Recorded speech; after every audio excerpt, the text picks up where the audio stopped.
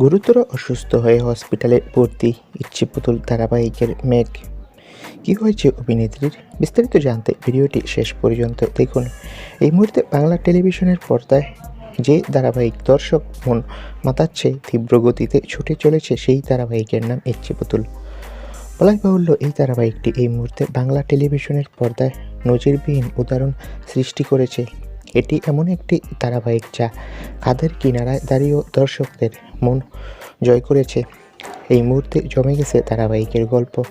যদিও এর মাঝে আবারও ধারাবাহিক বন্ধ হওয়ার আশঙ্কা, তবুও রুদ্ধশ্বাস ধারাবাহিকের গল্প।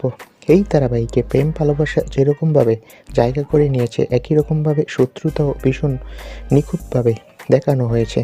এই ধারাবাহিকে অভিনেত্রী তিতিক্ষা মেঘ চরিত্রে অভিনয় করছে, তবে বাস্তবে গুরুতর অসুস্থ হয়ে পড়েছেন এই অভিনেত্রী। শোনা গিয়েছে প্রচণ্ড জ্বর এসেছে এই অভিনেত্রীর। 3 দিন ধরে জ্বরে কাবু ইচ্ছে পুতুল ধারাবাহিকের মেঘ। ভক্তদের কাছে দোয়া চেয়েছে এই অভিনেত্রী। 2 দিন ধরে ধারাবাহিকের পরিচালক বেশ দুশ্চিন্তায় রয়েছে মেঘকে নিয়ে। মেঘ কবে আবারও ফিরবে শুটিংয়ে, এ নিয়ে। তো বন্ধুরা, তোমরা সবাই মেঘের জন্য দোয়া করো, সে যাতে আবারও অভিনয়ে ফিরতে পারে। আর আমাদের চ্যানেলটি সাবস্ক্রাইব করে রাখো। ধন্যবাদ।